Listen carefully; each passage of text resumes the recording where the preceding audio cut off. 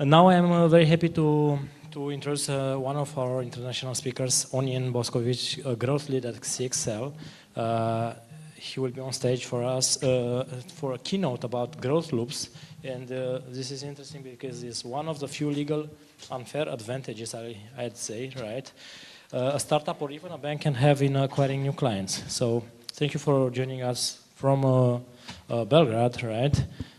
Yep, Serbia, Belgrade, neighbors. First time here, although.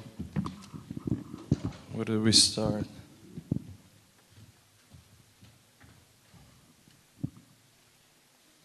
That wasn't supposed to be the entry to this talk, but hello guys. Last time I was doing a live gig was like when I was 22 and I was in a band on a stage, but the organizers decided to have me in a room full of bankers anyway, but I had a few beers, so we should be good. So yeah, I'm Ognjen Bošković, coming from Serbia, Belgrade, and I'm founder at Executors. We're a growth consulting agency firm, and also a growth lead at CXL. So outside your, fintech banking space, CXL is a edtech company. We provide training to marketing teams, and today I'll be talking about something I think y'all will appreciate, and that is Ponzi schemes, but with a slight twist, legal Ponzi schemes. And let's see what that actually means, also known as growth loops. So now that you've seen the clickbait, let's go into the meat of it. So I'll start with a couple stats, quotes, facts. Starting with one from Peter Drucker, from 1954, and that is that the business enterprise has two and only two basic functions: marketing and innovation. And those are the functions that create added value, that create revenue, create innovation, and so on. And essentially, these are the only two functions that do that. Let's try to remember that because it's going to be important later on. Then one stat from a recent study from Profitwell. They are a subscription assistance company, and basically in SaaS, customer acquisition costs were increased by 70% in the last 6 years. I think this stat is from last year, so probably went up, definitely went up more since. And here's a nice chart they did that shows just that. So 70% customer acquisition cost increase in the last 6 years, and we can expect it to have accelerated increase over the next few years. Moving on to the competitiveness of the entire market through the fintech sector growth example. In 2018, there were around 12,000 fintech startups in the world. In 2021, so 1 year ago, there were more than 26,000, so more than double in just a few years, just 3 years. And this is another nice chart showing just that. And yeah, basically the world has changed, and it definitely wasn't the case, earlier in the history of business and the world, but today customer acquisition cost is the biggest cost for most businesses. And Google is usually not the great example. It's more of a exception rather than an example of a rule. But if we look at their total revenue, which is 68 billion, this is the 2022 financial statement 2Q.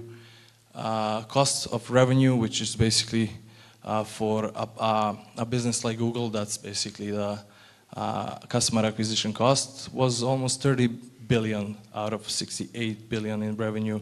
So around 40, almost 50% of all revenue went into acquiring customers, into generating revenue.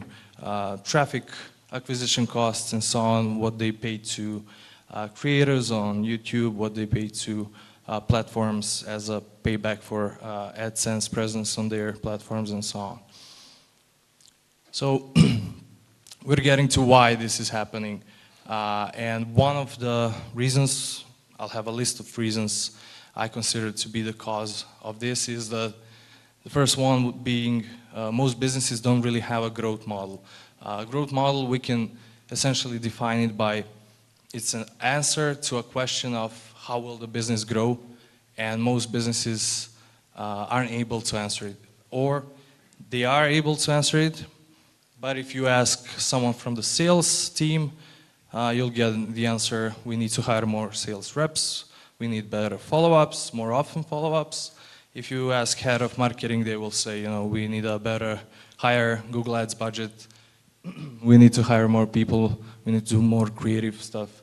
If you ask, you know, CFOs, you'll hear we need to cut costs and so on. So definitely not a aligned answer to answering this question.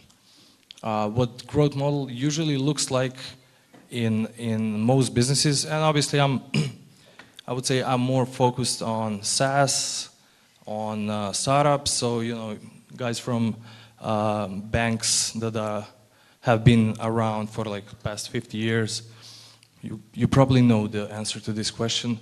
But usually in smaller companies, in companies starting out, the answer looks like this, like we'll run some Google Ads, let's hire more sales reps, let's do more marketing. Essentially, what it is throwing tactics against the wall and seeing, you know, waiting for something to stick. The other reason why this is happening, all these issues, increasing CAC and so on, is the law of shitty click-through rates, as we like to call it at CXL. And essentially means as soon as one business starts using an effective tactic, everyone else will be copying it, and then the tactic itself will be, you know, its effectiveness will be reduced, because what made it stand out was, you know, its originality, the fact that it's new, that wasn't seen, and so on. But then when everyone starts doing it, the overall effectiveness of that phenomenon goes down. Most businesses also rely on the traditional sales funnel as a way to get new business coming in, new customers coming in. The issue with funnels is that they only allow linear growth. If you put 1x in, you may get 1.5x out, 2x out, and so on. But they do not allow exponential growth to happen. They also create functional silos. So basically you have a bunch of teams, let's say product, sales, marketing, and they are all evaluated upon one metric. They are all tasked with one metric, and they all optimize that metric. So for marketing, it's usually MQLs, marketing qualified leads. And then what happens is marketing delivers those leads because it's their KPI, and they do great at it. You know, we had 20% more MQLs this month, but those leads do not convert to paying customers, or they do not start using the product. So we're not getting active users, we're not getting paying customers, and but you know, when you look at the you know, when you go through meetings, marketing is doing well, even though, you know, sales and product are not happy with what marketing is delivering. And funnels basically produce that because, you know, funnels have a limited vision, a tunnel vision, funnel vision. And also funnels are dependent on non-owned channels, you know. To have a good funnel, you'll be doing it on Google Ads, you'll be doing Facebook ads, you'll be doing, you know, direct email is another example, and so on. But those are all non-owned channels where you highly depend on the platform, or, you know, a lot of other stakeholders in it. And we've seen, like, for example, in e-com last year, we had, I think, 17% cost per click growth increase just 1 year. And then, you know, e-com is a volatile business with low margins usually, no real differentiation, no real product innovation for the most part, and then when you take a hit of 17% just in 1 year, you know, a lot of businesses simply die. And finally, funnels are hard to scale. If you ever ran a Facebook campaign, you know that ad fatigue will kill you any campaign in like 2, 3, maybe 4 weeks, and then you most of the time just, you know, gotta test more stuff. Really hard to do proper A/B testing and experimentation because sample sizes are limited.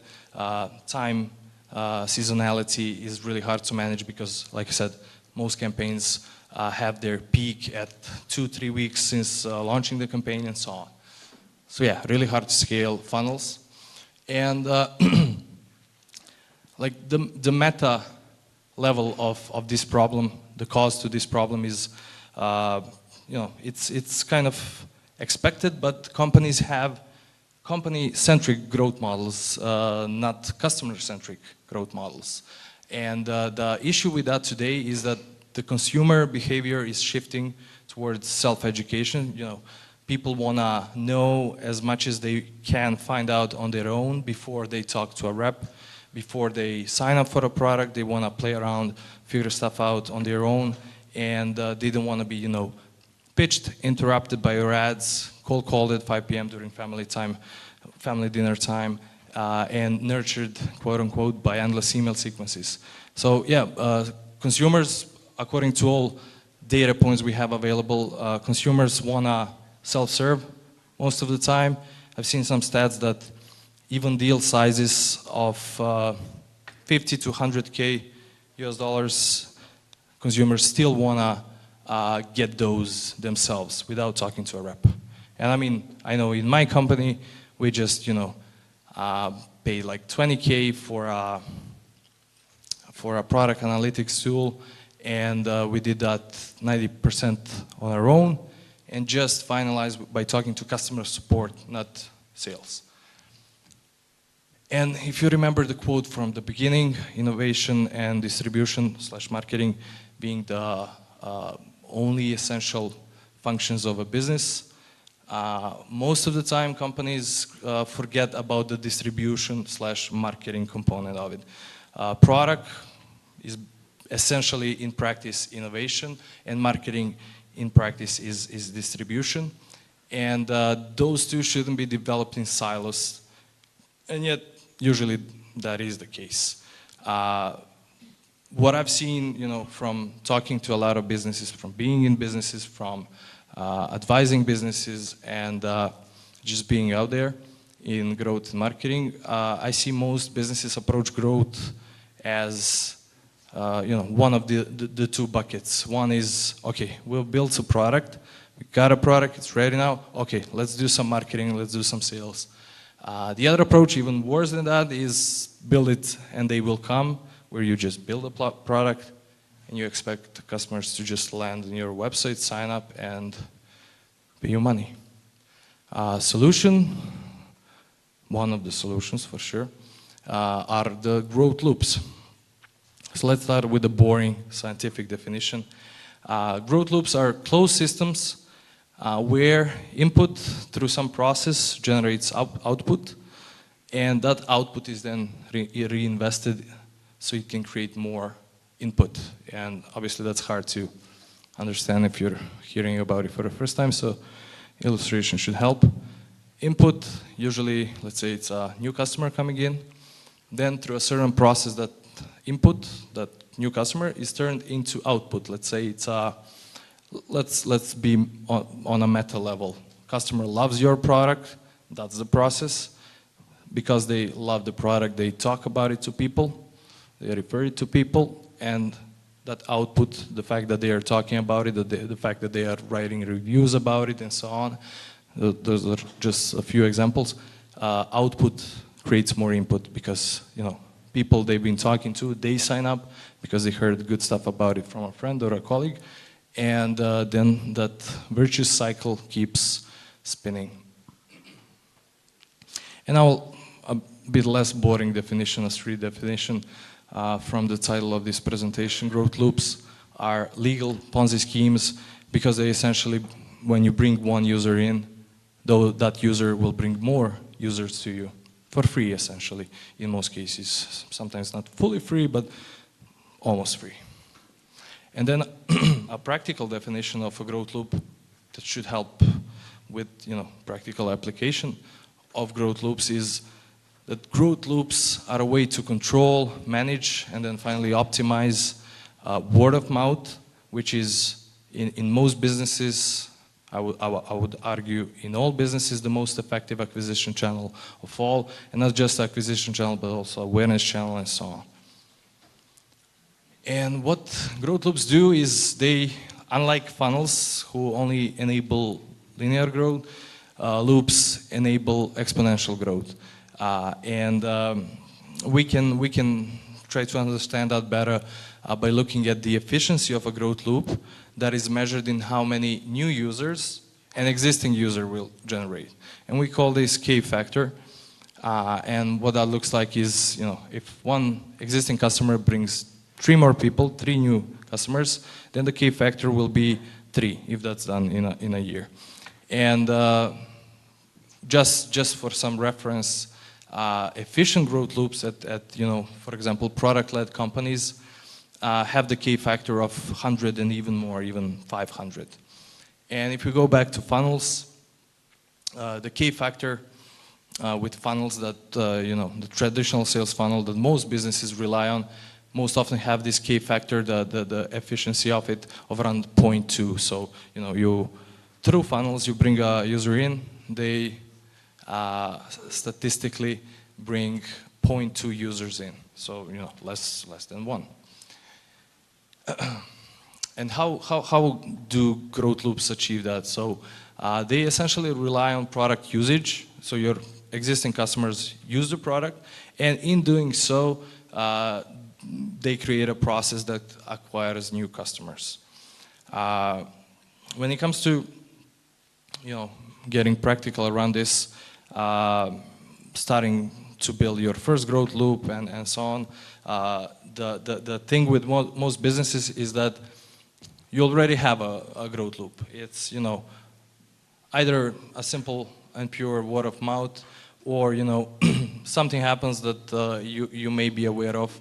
And what you need to do with those existing growth loops is to start maintaining them, experimenting, optimizing them, and obviously track their performance. If you're about to build your first growth loop, if this presentation turns out to be convincing, then you need to identify your product's core aha moment, the moment when the user realizes the value of your product. Understand and identify the areas of the product where customers get the most value and the one that they use the most. And then your goal, once you've identified those areas, where most value happens, where most usage happens, then what you need to do is work on amplifying, enabling distribution potential in those areas. We'll get to some examples now, so we can tie it to actual companies doing that. Revolut, I have kind of a template of this presentation that I use often. And for you guys, I've added Revolut. So they have a really simple referral loop. And referral loop is what loops most of the time are. And Revolut has a simple one, but it's been effective. Although I've seen their P&Ls are not looking great. New user creates account. That's the first step. That's the input we were talking about. Then that user refers Revolut to a friend. Friend receives the invitation, referrer gets the bonus, and then this friend, a portion of them, obviously not all of them, will also create the account and then reinforce the loop, sending it again to another friend of theirs, and so on. The other loop Revolut particularly has is a viral loop. I'm not sure if you've seen this on social media, but I've seen it a couple times. So again, starts with the new user creating the account. Then they receive the card package, and it's a slick design and fancy and looking nice, and a metal card and so on. And then they share the unboxing experience of it on social media. They record the process, they take a few photos, share it on social, and then what happens? depending obviously on the audience size of the user sharing the thing. 100 people will see it, or 1,000 people will see it, or 100K people will see it if they are, influencer or whatever. And a portion of those people seeing that will be immediately like, okay, I need to get the same thing, go to Revolut website, sign up, and do the same thing. Obviously, not all of people, or more than maybe 5% of people will do that, but the rest will definitely be exposed to Revolut's brand, and it will create a lot of brand awareness, brand equity for Revolut. Another example of product-led company, in this case, doing really well with loops, has a great growth model with a lot of loops inside, is Miro. The core loop with them looks like this. Users create the account, then they collaborate to either create a whiteboard or analyze the data in it, and then they invite team members to join them in either creating or analyzing the whiteboard.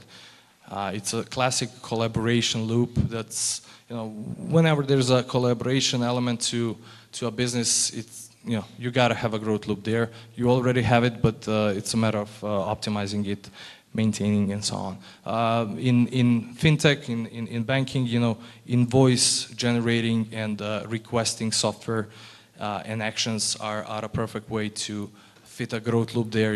Someone sends you an invoice request, and you see their logo, you are prompted to sign up as well, and so on. What this did to Miro was, latest valuation I've heard of was north of $17 billion, revenue north of 300 million. They have more than 6 million users and growing year over year 300%. Crazy stuff. Quora, classic user-generated content loop. New user creates account, user answers a question on Quora. Answers are then turned into content that is indexed and visible in search engines.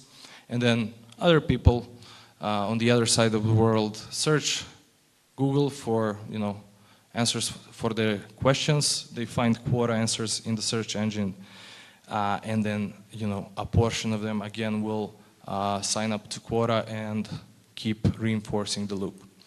Again, what this did to Quora was plus 2 billion valuation, revenue plus 20 million, users more than 300 million, growing, even though they are by today's standards an old company. They've been growing 150% year over year lately. My favorite example, Loom. I'm sure a bunch of you have been using Loom. Their loop is a combination of collaboration and user-generated content loop. You sign up for Loom, you record a video you want to communicate to a colleague or anyone, or you can just post it anywhere.